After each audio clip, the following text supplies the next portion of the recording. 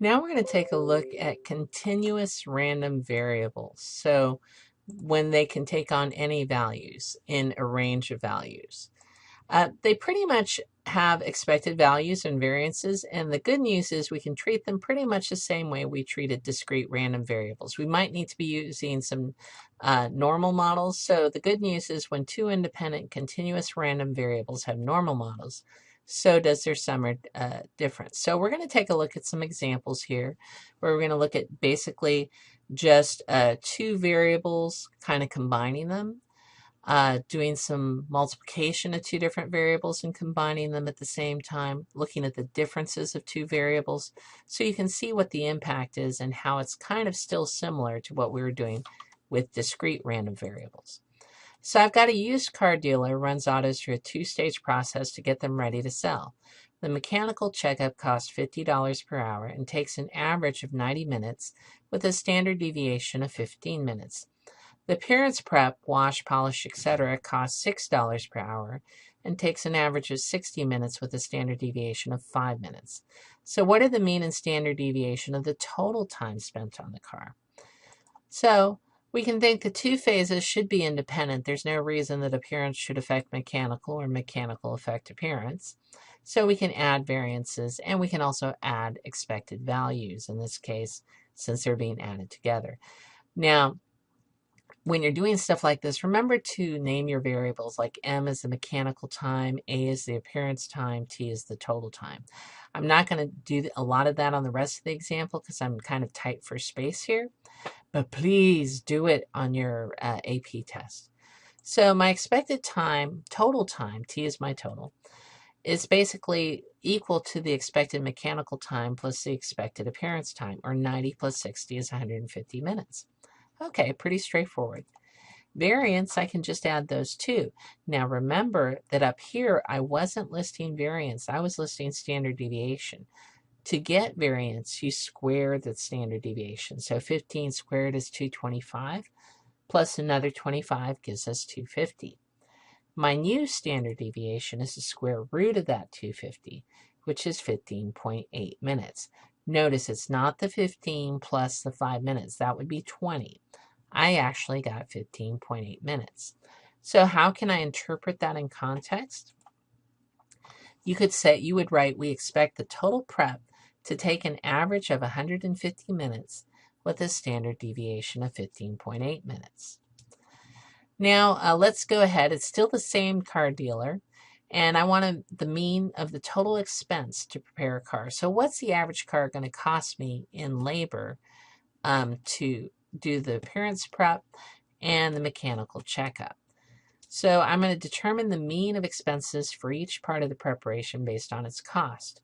I know M is still mechanical hours. The average is 1.5, and the cost is $50 per hour for the mechanical, which makes sense. You got to pay a mechanic.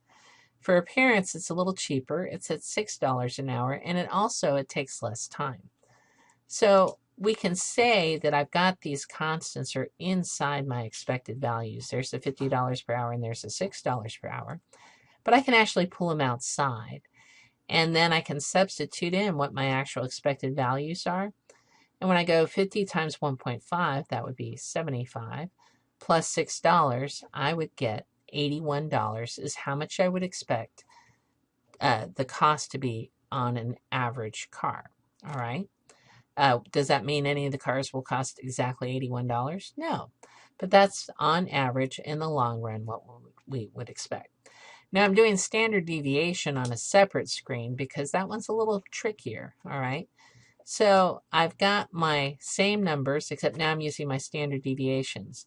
So, and since I'm doing it in hours, remember to convert that. 15 minutes is a quarter of an hour, and 5 minutes is a tenth of an hour. Is that right? Parents said, no, I'm sorry, standard deviation with 6 minutes, they did 0.10 on the key, 5 out of 60. Roughly, we'll pretend that's right. Okay, so we got 0.10 hours at $6 an hour. They should have said 6 minutes. Anyways, so my variance, when I'm putting it in, that 50 is going to get squared, and that 6 is going to get squared, all right? So I can pull out the squared 50 and the squared 6. 2,500 And remember, 0.25 is the standard deviation, not the variance. So I've got to square that too. And the 0.10, suspect number, but we'll use it, squared, that will be for the variance. So I'm going to go ahead and multiply that out and add it. I get 156.50. So my standard deviation for both of them combined in the cost would be roughly square root of 156.50 or $12.51. So what is the mean of differences in the cost of the two phases of operation? So we've got basically the same numbers we were working for last time, except this time we're going to go ahead and subtract. We can subtract expected values when we need to subtract the original random variables. All right, so 50 times this expected value minus 6 times that. And when I put those values in, I get expected value for one was 1 hour and for the other was 1.5. So I get $69 is the expected value. All right. So notice that you are multiplying the 50 here times the expected value for the number of hours and the 6 times the expected value for the number of hours. I'm not just adding these two up and multiplying by the sum of those two. There's a reason these are being multiplied together. Okay. How about the standard deviation of the differences in cost in both phases? Well, okay, and I'm going to assume this 0.10 is fine. Basically, we're going to have the squared again. And notice I have a plus sign here. We never subtract variance. When we add a random variable, we're increasing our variation, not decreasing it. So I can pull out the 50 squared and the 6 squared, and remember variance is the standard deviation squared.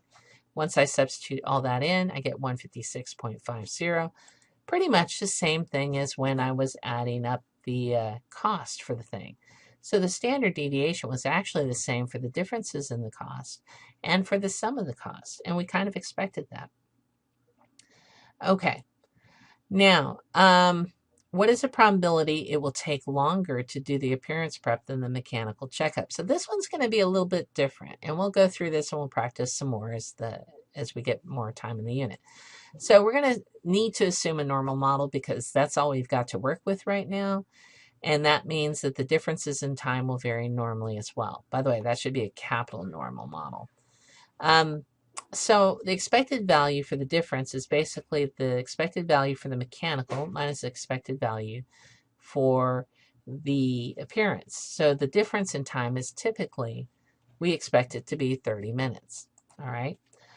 The variance, again, so we're going to basically take the variance for the standard deviation for the first one squared, and we're doing minutes. Notice we're doing minutes now. 15 squared and 5 squared, and we get 250. So the standard deviation is the 15.8 minutes, kind of like we did before when we were adding the time. So it's the same standard deviation.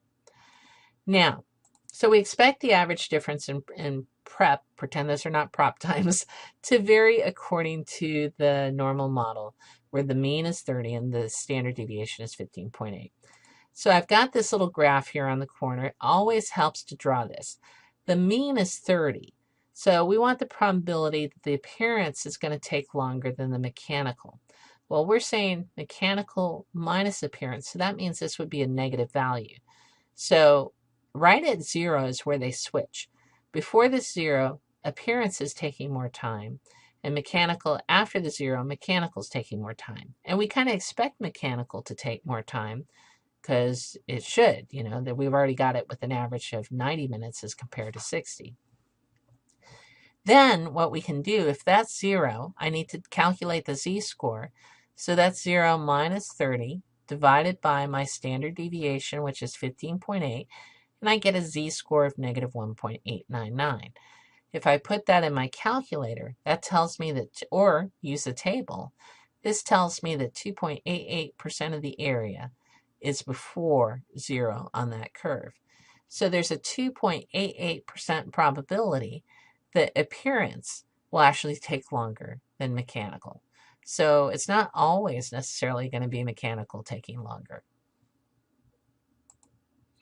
So what can go wrong when using these random variables? The models are useful, but they're not reality. So we have to make some assumptions to create a model. If the model is wrong, wrong is wrong is wrong, so is everything else. Don't assume everything's normal.